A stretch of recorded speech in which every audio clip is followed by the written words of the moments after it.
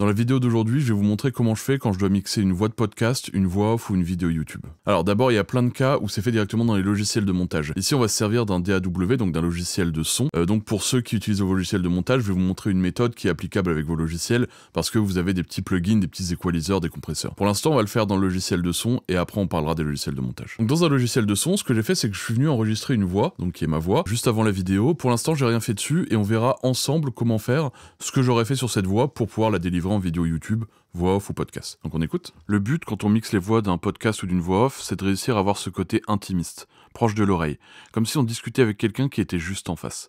Ça permet de plonger l'auditeur dans un moment de détente naturel pour son oreille. Ça, c'est ce que j'ai. Alors, à savoir une chose, c'est que là, j'ai monté visuellement, mais ma courbe donne plutôt ça. C'est-à-dire que je suis à un volume où, déjà, au moment d'enregistrer, c'est important. On va essayer de pas être trop chaud en volume parce que sinon on peut créer des saturations, on peut créer des trucs qui nous plaisent pas trop. Moi, on va regarder ici à combien je suis. Le but, quand on mixe les voix d'un podcast ou d'une voix off, c'est de réussir à avoir ce côté moins 16, moins 13. On peut monter, hein. Là, je suis parce que j'ai record comme ça, mais on peut monter jusque moins 6 en pic sans crainte, d'accord? C'est vraiment, il faut juste avoir de la marge pour pas dépasser le zéro, pour pas saturer. Donc ici, ce qu'on va faire en premier, c'est qu'on va tester un outil d'Isotope, qu'Isotope viennent de sortir, qui s'appelle le VEA. Ça, c'est fait pour mixer les voix, les podcasts, les choses comme ça.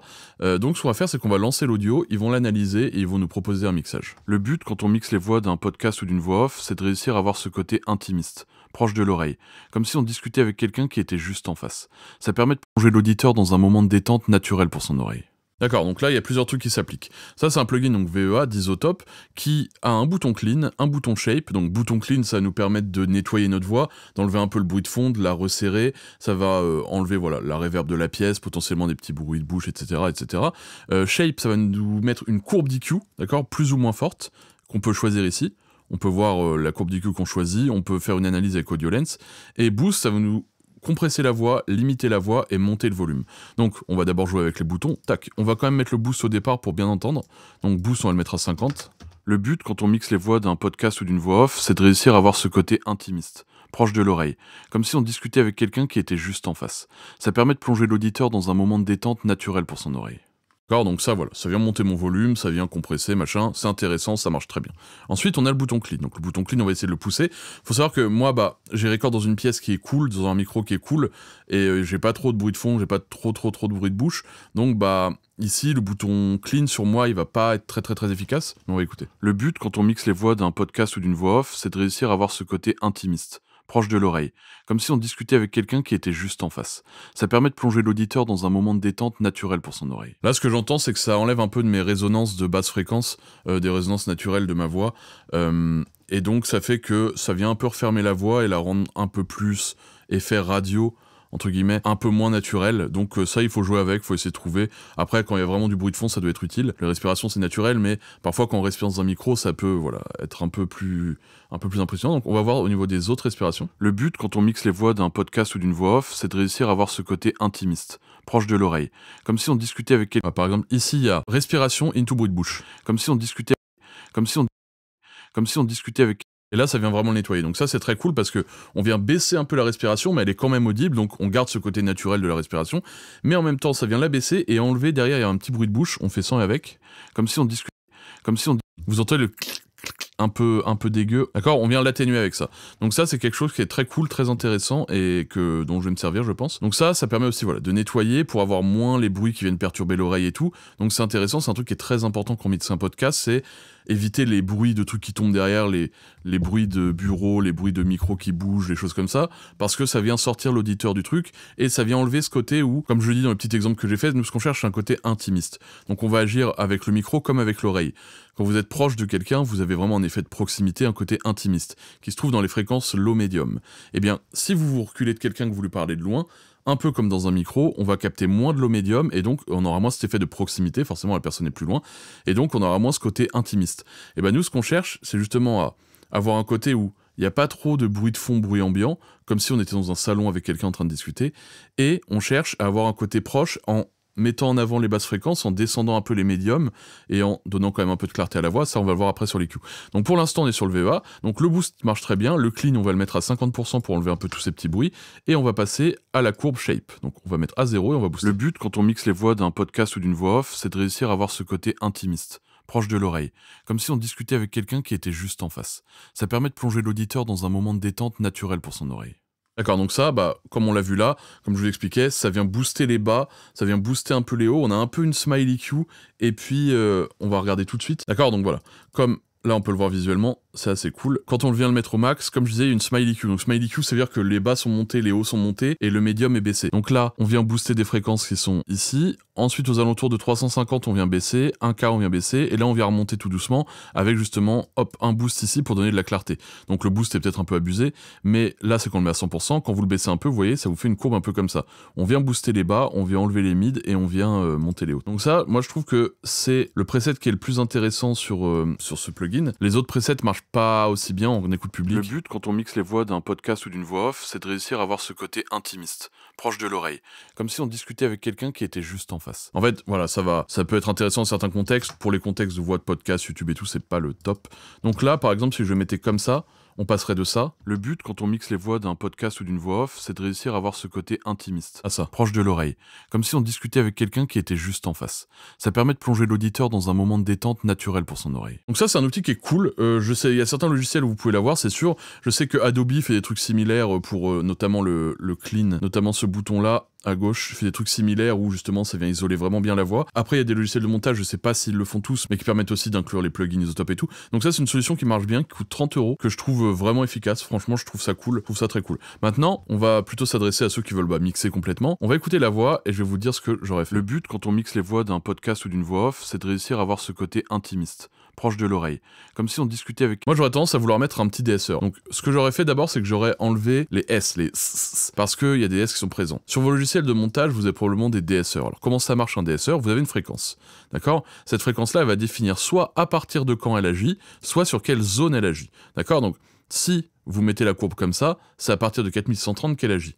Si vous mettez la courbe comme ça, c'est autour de 4630, d'accord? Donc là, on va mettre tout ce qui est au-dessus. Et ensuite, vous avez un threshold. Le threshold, ça va être le seuil. Le seuil à partir duquel ça va commencer à DS. Un DSR, ça permet d'enlever les qui sont trop présents, d'accord? Ici, on va avoir un bouton d'atténuation. Alors, les DSR se présentent parfois différemment, mais souvent, on aura quand même la fréquence de choix et on aura le threshold et l'atténuation. Donc, ce qu'on va faire, c'est qu'on va baisser le threshold jusqu'à atténuer. En gros, ce que ça va faire, c'est que dans les fréquences hautes, quand il va y avoir un S, eh bien, ça va faire un pic, d'accord, de fréquence. Ce pic de fréquence, quand il dépasse un certain seuil, eh bien, automatiquement, ça va venir le compresser et donc baisser la sensation de S. Donc, on écoute. Le but, quand on mixe les voix d'un podcast ou d'une voix off, c'est de réussir à avoir ce côté intimiste, proche de l'oreille, comme si on discutait avec quelqu'un qui était juste en face. Ça permet de plonger l'auditeur dans un moment de détente naturel pour son oreille. D'accord, donc là c'est réglé, il faut écouter que de pas en mettre trop, parce que si on en met trop, ça nous fait un cheveu sur la langue, on va écouter tout de suite. Côté intimiste, proche de l'oreille, comme si on discutait avec quelqu'un qui était juste en face. D'accord, donc nous, ce qu'on veut, c'est, hop, un côté qui soit plus naturel. Donc quand on mixe les voix d'un podcast ou d'une voix off, c'est de réussir à avoir ce côté intimiste, proche de l'oreille, comme si on discutait avec quelqu'un qui était juste en face. Alors, donc ça, c'est la première chose. DSR, ça enlève les S, ça enlève un peu d'agressivité en haut. Là, on est dans un podcast, on n'est pas dans une chanson, donc on veut moins de clarté que dans une chanson. Donc voilà, on va commencer par un DSR. Ensuite, on va ouvrir un EQ. Donc l'EQ, Equalizer, vous prenez celui que vous voulez. Ici, je vais prendre celui de base de mon logiciel. Ce que j'aime bien faire dans les voix off, c'est commencer par mettre un coup bas directement aux alentours de 60 Hz. Je vais tout réexpliquer pour ceux qui font pas forcément de son mais qui veulent juste mixer leur voix de podcast et tout. En gros, un coup bas, ce que ça va faire, c'est que ça va permettre en gros d'enlever les fréquences infrabasses qui nous servent pas, c'est pas des vraies informations pour la voix, c'est plus des petits bruits de sol, des bruits de câbles, des bruits de trucs qui tapent, voilà. C'est des bruits qui sont en fait un peu parasites et on perd rien dans la voix en les enlevant en général. Après, faut écouter, faut voir si on perd rien. En général, vous êtes assez safe si vous mettez un coup bas à 60. Et voilà, ça vous permet de nettoyer un peu, enlever un peu ce côté qui peut être un peu, voilà, dans les très très basses fréquences, qui peut être un peu désagréable. Donc ensuite, ce que je ferai, comme on l'a vu tout à l'heure, c'est que moi j'aime bien booster le corps de la voix quand je mixe ça. Donc j'irai aux alentours de 100 Hz, 110 Hz, 150 Hz, par là, on va le faire ici. On va booster, on va écouter. Le but, quand on mixe les voix d'un podcast ou d'une voix off, c'est de réussir à avoir ce côté intimiste, proche de l'oreille, comme si on discutait avec quelqu'un qui était juste en face.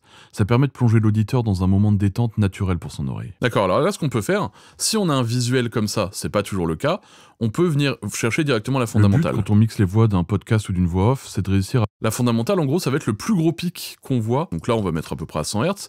Et ici, je vais mettre un boost à 5 dB. voulez. Ce qui est un boost assez important, on va voir par la suite si on le bouge, mais moi je veux quand même un peu de proximité, je veux un côté vraiment chaud. Le but quand on mixe les voix d'un podcast ou d'une voix off, c'est de réussir à avoir ce côté intimiste. Alors là, il y a un truc qui s'est créé, c'est que ça a donné un côté un peu, qui avait déjà à la base, un peu cartonneux. Donc le côté cartonneux est aussi un peu un côté boxé. Donc les deux sont créés.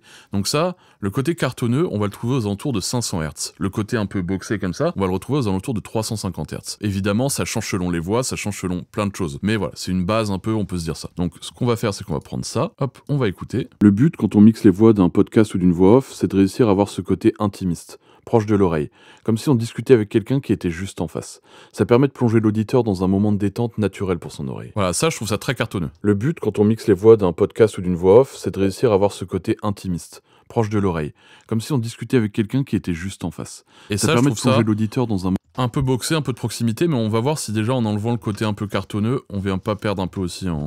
Le but quand on mixe les voix d'un podcast ou d'une voix off, c'est de réussir à avoir ce côté intimiste, proche de l'oreille, comme si on discutait avec quelqu'un qui était juste en face. Le but quand on mixe les voix d'un podcast ou d'une voix off, c'est de réussir à avoir ce côté intimiste, proche de l'oreille, comme si on discutait avec quelqu'un qui était juste en face. Ok, dans les bas, ça me semble correct. Maintenant, on entend un côté très, un peu dur, un peu nasal, un peu, qui sonne un peu, comment dire, bas de gamme, donc dans cette zone-là. Le but quand on mixe les voix d'un podcast ou d'une voix off, c'est de réussir à avoir ce côté intimiste, proche de l'oreille, comme si on discutait... Ça, c'est entre 1500 et 2000 Hz, même 1000. On va avoir un côté parfois un peu nasal et un peu dur à l'oreille. Donc là, on va venir le baisser, pareil, de 5 dB. J'y vais fort dans les EQ, mais vous allez voir que c'est parce que je veux vraiment changer le timbre de ma voix. Le but, quand on mixe les voix d'un podcast ou d'une voix off, c'est de réussir à avoir ce côté intimiste, proche de l'oreille, comme si on discutait avec quelqu'un qui était juste en face. D'accord, donc là, on entend... Celui-là, c'est vraiment parlant, on fait sans et avec. Le but, quand on mixe les voix d'un podcast ou d'une voix off, c'est de réussir à avoir ce côté intimiste, proche de l'oreille, comme si on discutait avec quelqu'un qui était juste en face. Et maintenant, ce qu'on va vouloir faire, c'est donner un peu de clarté. Donc moi, ce que je vais faire, c'est que je vais me mettre à 5000 Hz et je vais booster de environ 5 dB. Le but, quand on mixe les voix d'un podcast ou d'une voix off, c'est de réussir à avoir ce côté intimiste, proche de l'oreille, comme si on discutait avec quelqu'un qui était juste en face. Et là, on va revenir sur notre 100 Hz parce que je l'ai trop boosté, donc on va mettre 110. Le but, quand on mixe les voix d'un podcast ou d'une voix off, c'est de réussir à avoir ce côté intimiste, proche de l'oreille, comme si on discutait avec quelqu'un qui était juste en face. Ok, ici on va venir en dynamique. Donc alors le dynamique, vous l'avez pas forcément sur vos logiciels de montage, mais en gros le dynamique ça va faire que sur une tranche de fréquence, quand vous allez dépasser un certain seuil, comme le DSR tout à l'heure, eh bien ça va venir descendre cette fréquence. Ce qui fait que là je suis venu booster les hautes fréquences pour avoir de la clarté, mais si on a trop, ça vient le corriger automatiquement. Le but quand on mixe les voix d'un podcast ou d'une voix off, c'est de réussir à avoir ce côté intimiste, proche de l'oreille, comme si on discutait avec quelqu'un qui était juste en face. Ça permet de plonger l'auditeur dans un moment de détente naturel pour son oreille. D'accord, donc là, on va laisser ça de côté pour l'instant, et on va venir sur le compresseur. Donc le compresseur, plusieurs choix. Soit vous avez un compresseur de base, soit moi ce que j'aime utiliser, c'est des LA2A.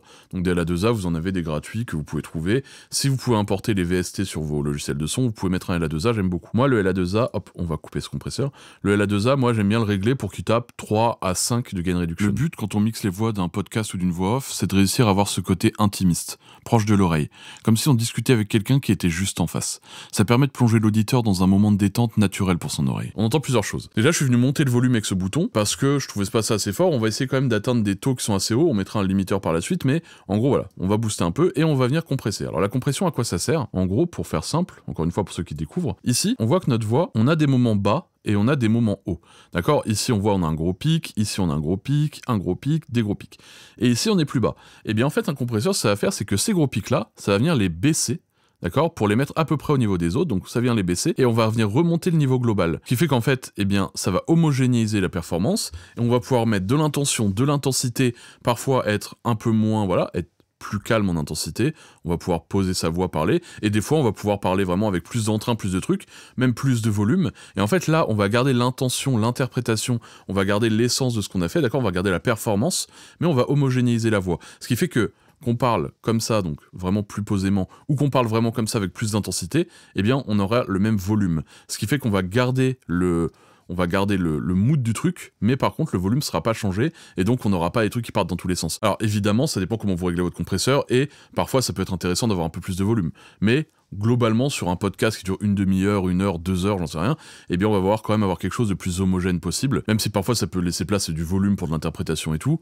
Voilà, ça sert à homogénéiser tout. Donc moi, ce que j'aime bien faire, c'est mettre un LA2A, venir compresser comme ça. Si vous n'en avez pas, ce que je peux vous conseiller, moi, pour un podcast, voix off et tout, vous mettez une attaque à 10, si vous avez des réglages d'attaque et de release, un release vers 50, ça fait à peu près comme le LA2A, un ratio à 4, Le nid, si vous l'avez, vous vous en foutez pour ça, ça change pas grand chose. Et vous allez baisser ici le threshold. Le but quand on mixe les voix d'un podcast ou d'une voix off, c'est de réussir à avoir ce côté intimiste, proche de l'oreille, comme si on discutait avec quelqu'un qui était juste en face. Ça permet de plonger l'auditeur dans un moment de détente naturel pour son oreille. On va augmenter un peu le DSR. Le but quand on mixe les voix d'un podcast ou d'une voix off, c'est de réussir à avoir ce côté intimiste, proche de l'oreille, comme si on discutait avec quelqu'un qui était juste en face.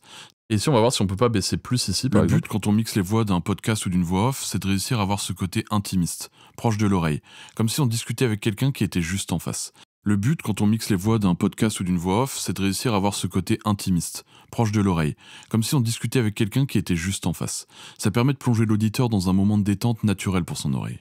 Le but quand on mixe les voix d'un podcast ou d'une voix off, c'est de réussir à avoir ce côté intimiste, proche de l'oreille, comme si on discutait avec quelqu'un qui était juste en face. Donc là, on entend les bruits de bouche, ça m'aurait bien servi un petit VEA à ce moment-là, hop, pour enlever tout ça. Le but quand on mixe les voix d'un podcast ou d'une voix off, c'est de réussir à avoir ce côté intimiste, proche de l'oreille, comme si on discutait avec quelqu'un qui était juste en face.